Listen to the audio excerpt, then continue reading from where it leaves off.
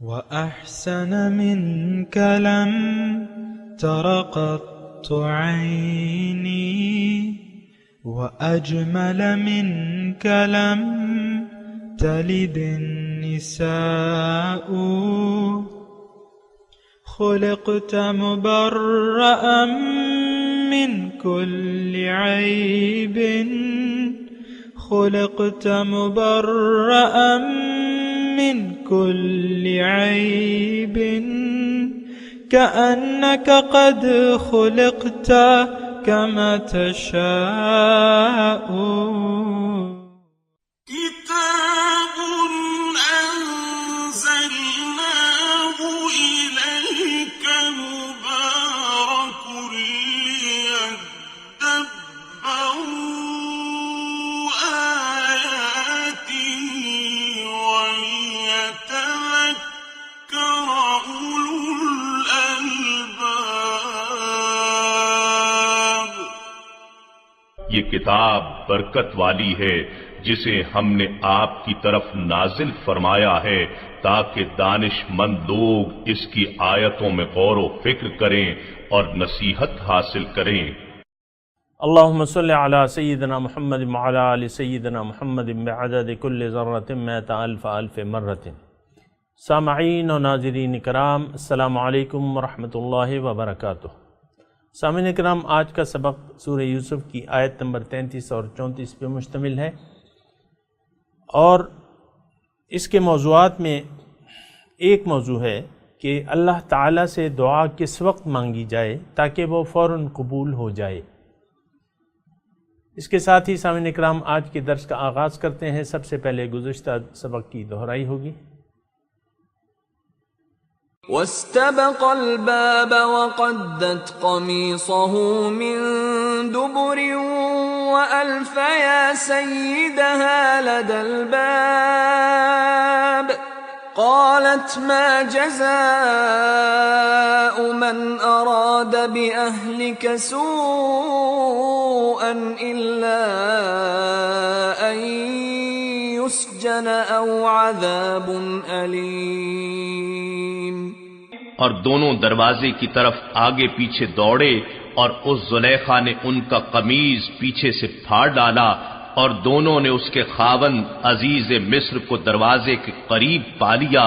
وہ فوراً بول اٹھی کہ اس شخص کی سزا جو تمہاری بیوی کے ساتھ برائی کا ارادہ کرے اور کیا ہو سکتی ہے سوائے اس کے کہ وہ قید کر دیا جائے یا اسے دردناک عذاب دیا جائے۔ قال هي راودتني عن نفسي وشهد شاهد من أهلها إن كان قميصه قد من قبل فصدقت وهو من الكاذبين۔ یوسف علیہ السلام نے کہا، نہیں بلکہ اس نے خود مجھ سے مطلب براری کے لیے مجھے پھسلانا چاہا، اور اتنے میں خود اس کے گھر والوں میں سے ایک گواہ نے جو شیر خوار بچہ تھا گواہی دی کہ اگر اس کا قمیض آگے سے پھٹا ہوا ہے تو یہ سچی ہے اور وہ جھوٹوں میں سے ہے۔ وَإِن كَانَ قَمِيصُهُ قُدَّ مِن دُبُرٍ فَكَذَبَتْ وَهُوَ مِنَ الصَّادِقِينَ۔ اور اگر اس کا قمیض پیچھے سے پھٹا ہوا ہے تو یہ جھوٹی ہے اور وہ سچوں میں سے ہے۔ فَلَمَّا رَأَى قَمِيصَهُ قُدَّ مِن دُبُرٍ قَالَ إِنَّهُ مِن كَيْدِكُنَّ إِنَّ كَيْدَكُنَّ عَظِيمٌ۔ پھر جب اس عزیز مصر نے ان کا قمیض دیکھا کہ وہ پیچھے سے پھٹا ہوا تھا تو اس نے کہا، بے شک یہ تم عورتوں کا فریب ہے، یقیناً تم عورتوں کا فریب بڑا خطرناک ہوتا ہے۔ یوسف اعرض عن هذا واستغفری لذنبک انک کنت من الخاطئین۔ اے یوسف، تم اس بات سے درگزر کرو، اور اے زلیخا تو اپنے گناہ کی معافی مانگ، بے شک تو ہی خطا کاروں میں سے تھی۔ وقال نسوة في المدينة امرأة العزيز تراود فتاها عن نفسه قد شغفها حبا إنا لنراها في ضلال مبين۔ اور شہر میں امراء کی کچھ عورتوں نے کہنا شروع کر دیا کہ عزیز کی بیوی اپنے غلام کو اس سے مطلب براری کے لیے پھسلاتی ہے، اس غلام کی محبت اس کے دل میں گھر کر گئی ہے، بے شک ہم اسے کھلی گمراہی میں دیکھ رہی ہیں۔ فلما سمعت بمكرهن أرسلت إليهن وأعتدت لهن متكئا وآتت كل واحدة منهن سكينا وقالت اخرج عليهن فلما رأينه أكبرنه وقطعن أيديهن وقلن حاش لله ما هذا بشرا إن هذا إلا ملك كريم۔ بس جب اس زلیخا نے ان کی مکارانہ باتیں سنی تو انہیں بلوا بھیجا اور ان کے لیے مجلس آراستہ کی، پھر ان کے سامنے پھل رکھ دیے اور ان میں سے ہر ایک کو ایک ایک چھری دے دی، اور یوسف علیہ السلام سے درخواست کی کہ ذرا ان کے سامنے سے ہو کر نکل جاؤ تاکہ انہیں بھی میری کیفیت کا سبب معلوم ہو جائے۔ سو جب انہوں نے یوسف علیہ السلام کے حسن زیبا کو دیکھا تو اس کے جلوہ جمال کی بڑائی کرنے لگیں، اور وہ مدہوشی کے عالم میں پھل کاٹنے کے بجائے اپنے ہاتھ کاٹ بیٹھیں، اور دیکھ لینے کے بعد بے ساختہ بول اٹھیں، اللہ کی پناہ، یہ تو بشر نہیں ہے، یہ تو بس کوئی برگزیدہ فرشتہ یعنی عالم بالا سے اترا ہوا نور کا پیکر ہے۔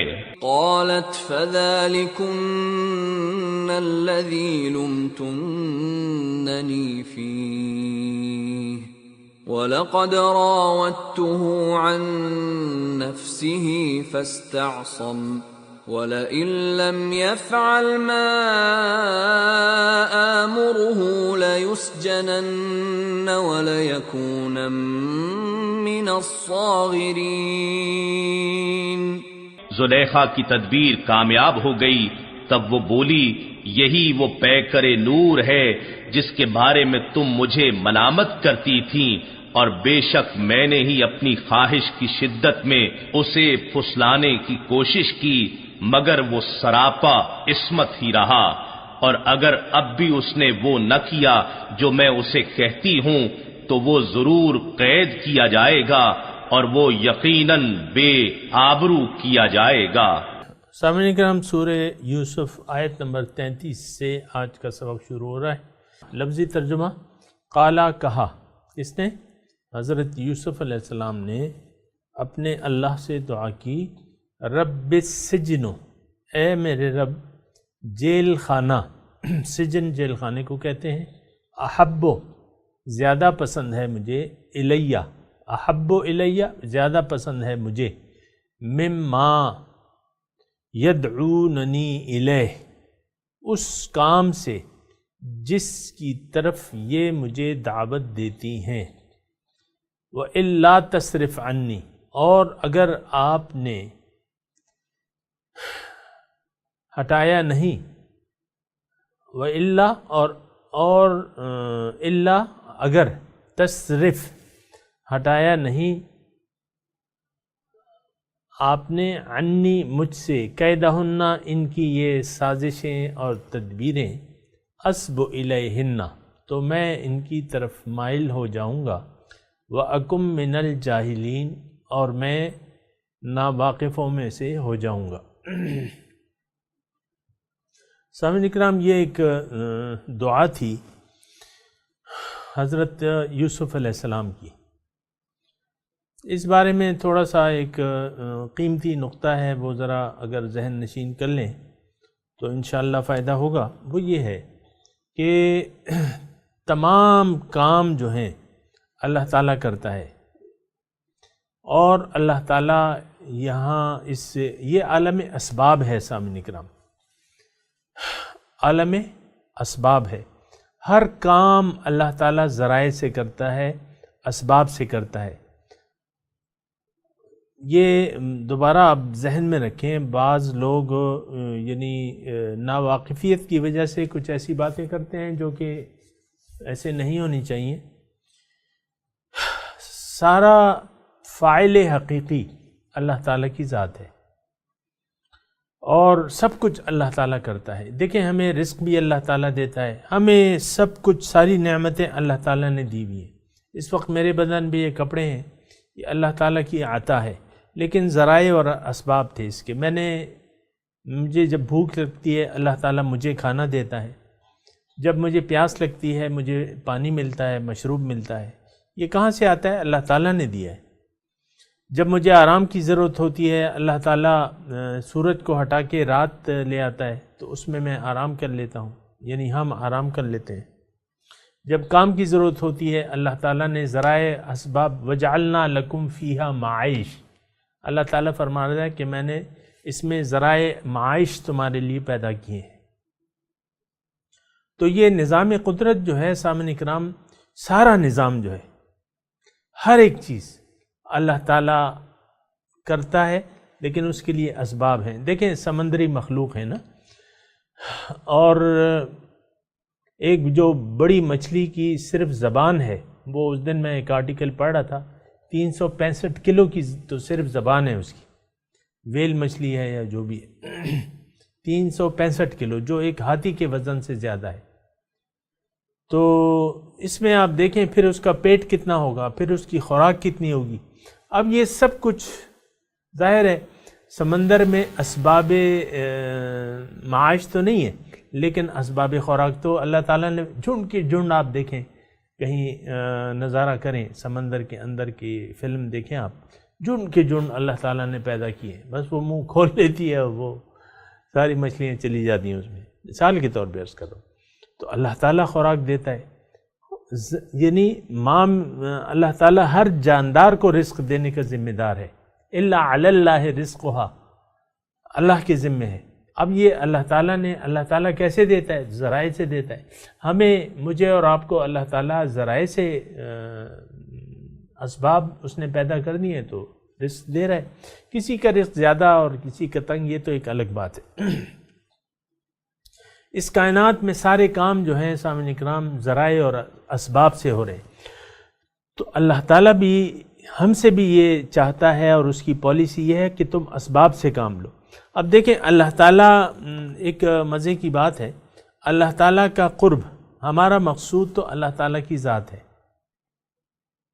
ذات الہی ہمارا مقصود واحد ہے، ہماری منزل ہے اللہ تعالیٰ، اس کی ملاقات۔ یہ دنیا کیا ہے؟ اس کی ملاقات کے لیے تیاری کی جگہ ہے، جد و جہد کی جگہ ہے، محنت کی جگہ ہے۔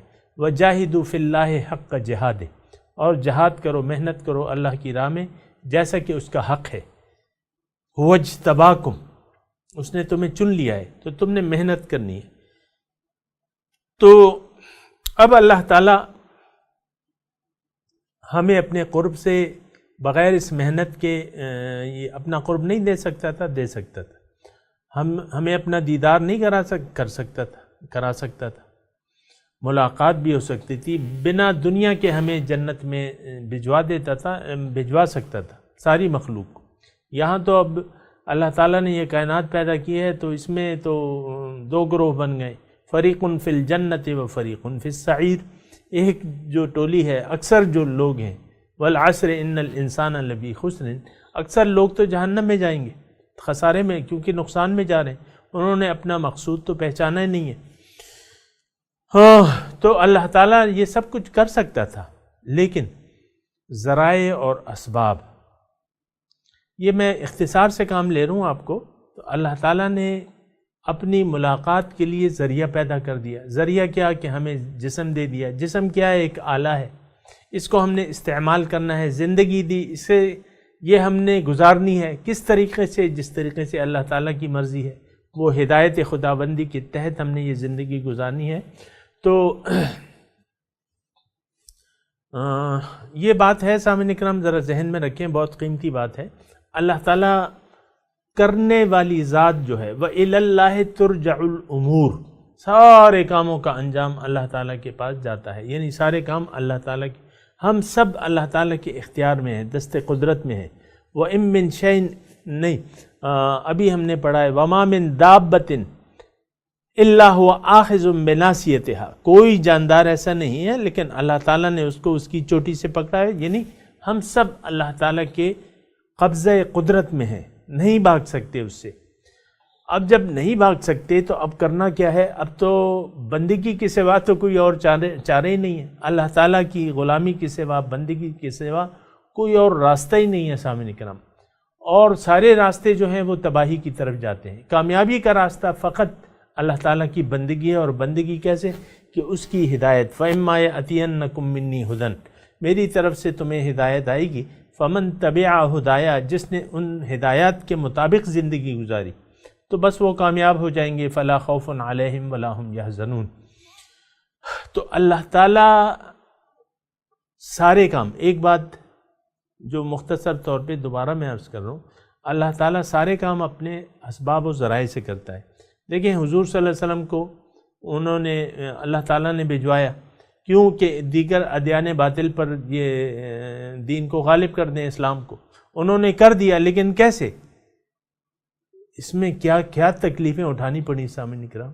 13 سال تو انہوں نے مسلمانوں نے قریش مکہ کے مظالم برداشت کیے، مشرکین مکہ کے مظالم برداشت کیے، اور پھر مدینے کے جو 13 سال تھے وہ کوئی سکون والے سال تھوڑی تھے۔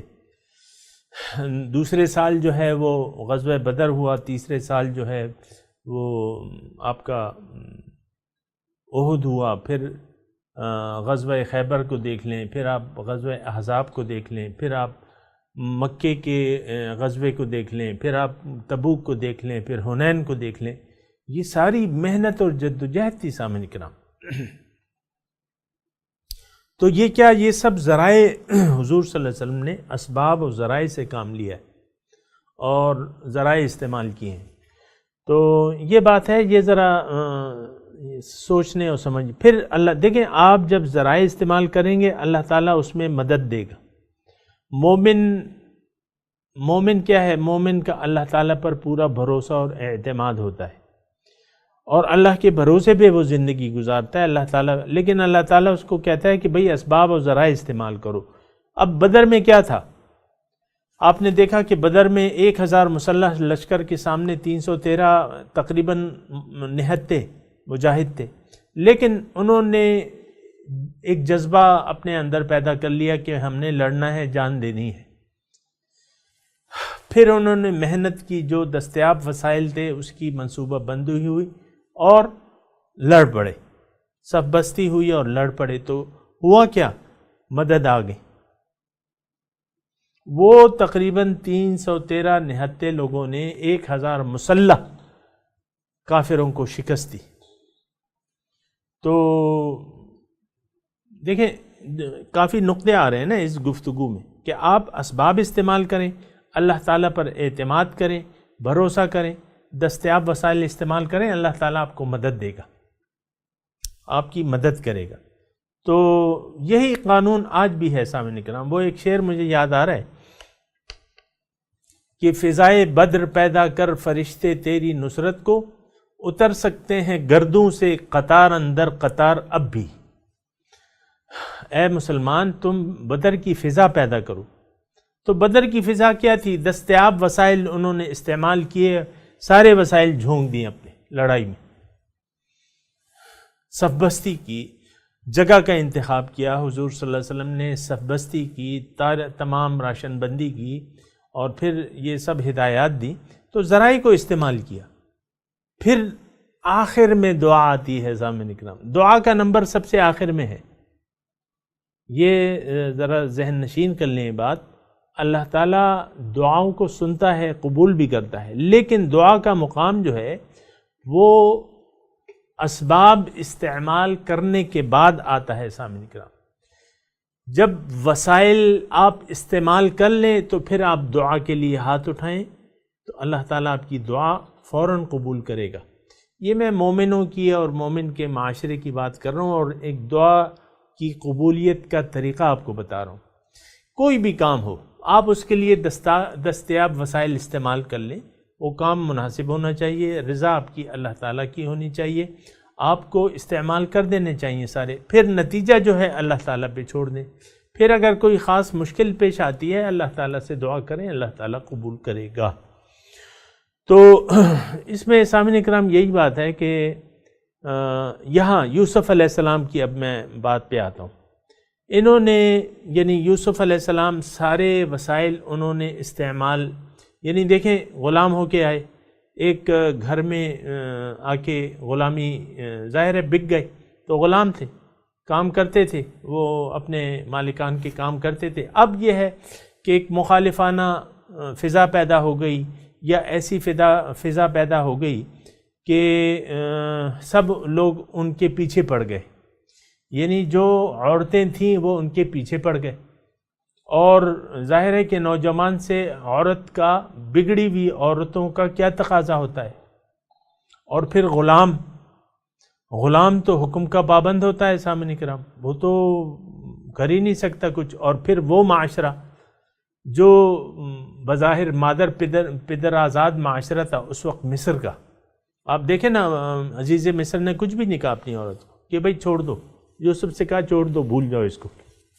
اپنی بس وہی عورت جو تھی وہ اپنے گھر میں رکھی۔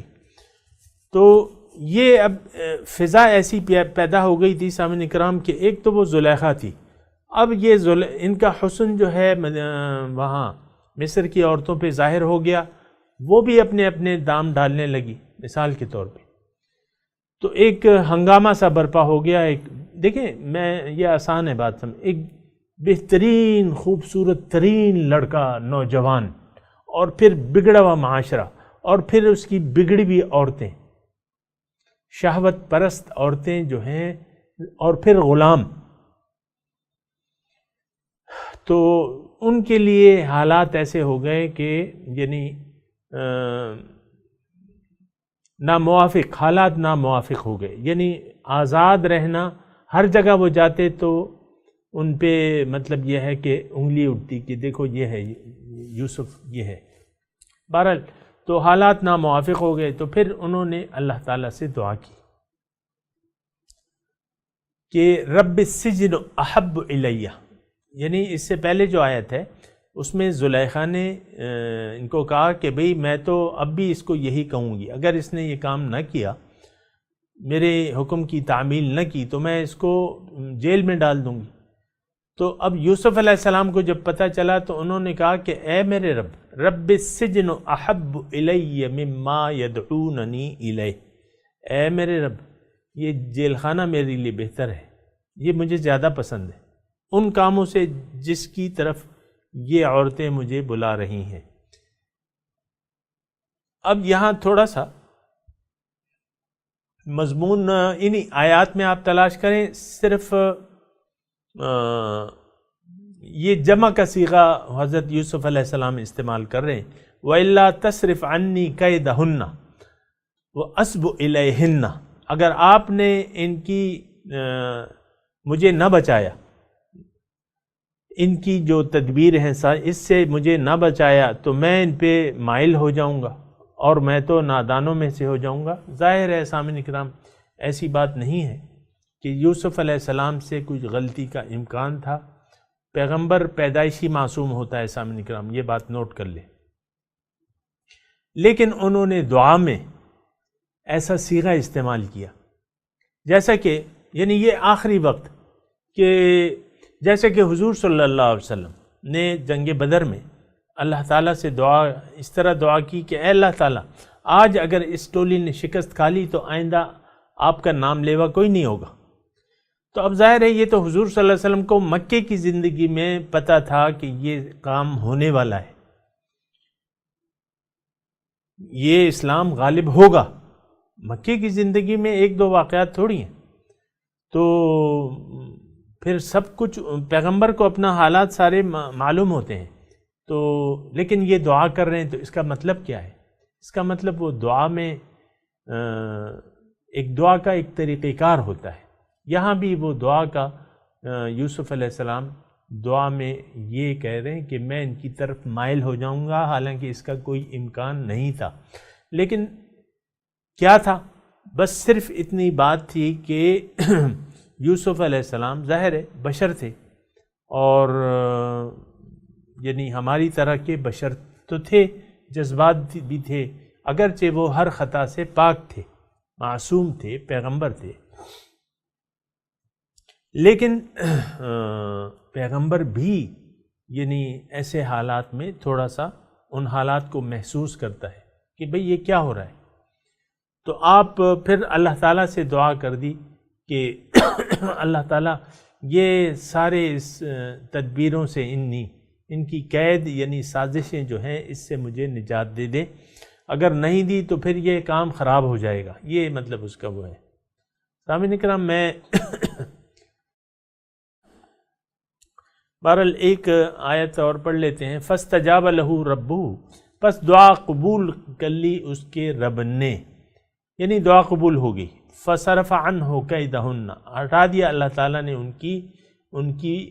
اس سے ان کی تدبیریں، یعنی اس سے بچا لیا. انہ هو السمیع العلیم، اور کیوں نہ کرے، اللہ تعالیٰ سننے والا اور جاننے والا ہے. تو سامعین اکرام، خلاصہ یہ ہے کہ موقع پہ اگر دعا مانگی جائے صحیح طریقے سے اسباب کو استعمال کر کے تو دعا قبول فوراً ہوتی ہے. سامعین اکرام، بہرحال یہ اس کی اپنی اپنی وہ ہیں. میں پھر آپ یعنی یہ تو میں نے ایک بات کہہ دی، لیکن جو کہنا تھا جو آپ سمجھ سکتے ہیں تو وہ آپ سمجھ لیں اس کو. میں تلاوت کروں گا، آپ میرے ساتھ دہرائیے. اعوذ باللہ من الشیطان الرجیم، بسم اللہ الرحمن الرحیم. قال رب السجن احب الی مما یدعوننی الیہ وَإِلَّا تَصْرِفْ عَنِّي كَيْدَهُنَّ أَصْبُ إِلَيْهِنَّ وَأَكُن مِّنَ الْجَاهِلِينَ. فَاسْتَجَابَ لَهُ رَبُّهُ فَصَرَفَ عَنْهُ كَيْدَهُنَّ إِنَّهُ هُوَ السَّمِيعُ الْعَلِيمُ.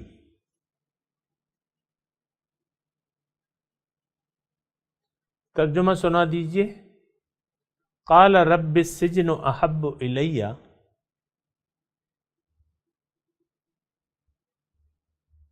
انہوں نے کہا کہ اے میرے رب، جیل خانہ زیادہ پسند ہے مجھے، مما یدعوننی الیہ، اس کام سے جس کی طرف یہ مجھے بلا رہی ہیں یہ عورتیں. وَإِلَّا تَصْرِفْ عَنِّي كَيْدَهُنَّ، اور اگر آپ نے نہ ہٹایا ان کا مکر مجھ سے، اصب الیہن، میں ان کی طرف مائل ہو جاؤں گا، وَأَكُن مِّنَ الْجَاهِلِينَ، اور میں نادانوں میں سے ہو جاؤں گا.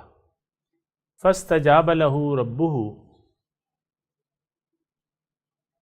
پس قبول کر لی دعا ان کی ان کے رب نے. فصرف عنہ کیدہن، پس ہٹا دیا ان سے ان کی تدبیروں کو. انہ هو السمیع العلیم، بے شک وہ سننے اور جاننے والا ہے.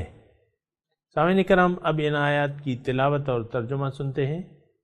قال رب السجن احب الی مما يدعوننی الیہ